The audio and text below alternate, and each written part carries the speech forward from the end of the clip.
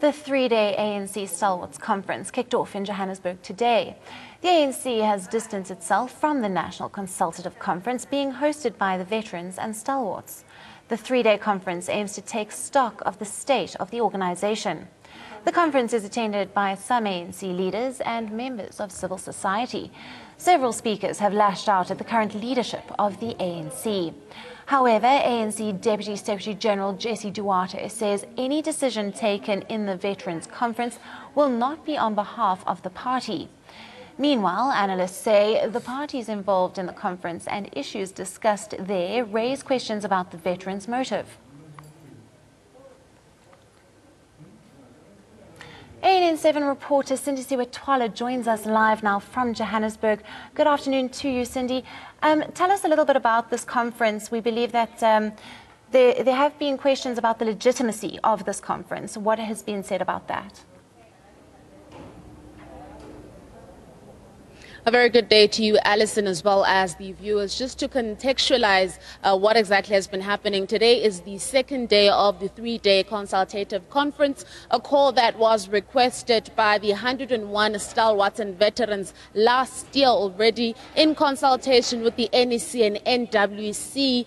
And after a resolution was passed that the conference would take place and the NEC was in support of it, shortly after, just before the policy conference, the issue was about the timing. The ANC-NEC could only grant this particular conference or consultation just a day or two before the policy conference, which was unfortunately not agreed upon. So fast forward to today, almost a year later from when talks started with the top structure and the stalwarts in request of the consultative conference.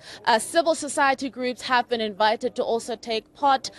Also giving background to the consultative conference, this would be the third consultative conference of the ANC. However, the difference is that the Morogoro and Kabwe conferences were called upon by the leadership of the ANC. However, at this particular one, the call is made by the stalwarts, who have said in numerous stances that they feel they are custodians of the movement. We were granted an interview, thankfully, by Andrew Mlangeni, the Integrity Commission chairperson, a veteran and stalwart of note of the African National Congress, who said that from his stance, this particular conference was a necessity.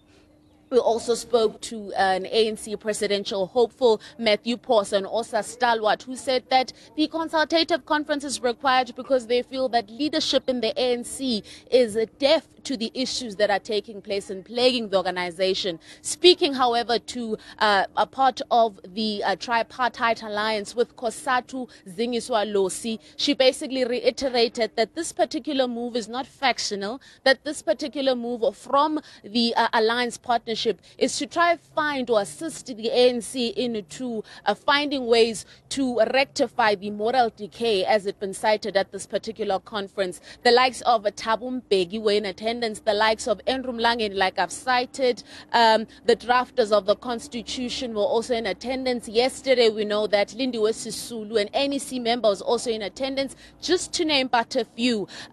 We also know that as much as people have been saying that the resolutions taken that will be delivered tomorrow are not binding on the ANC. However, the COSATU has said that the resolutions taken tomorrow that will be delivered from the different commissions will be integrated into the CEC or Central Executive Committee meeting and discussions that will be taking place from COSATU's point of view. So a lot has been said on the ground about the legitimacy of this conference, and some have already denounced notions that this is a factional meeting or gathering, that people have been invited to come and state their claim and defend their side, but some have decided not to attend. We're yet to see whether much will take place after this consultative conference, but we know that key resolutions will be made tomorrow.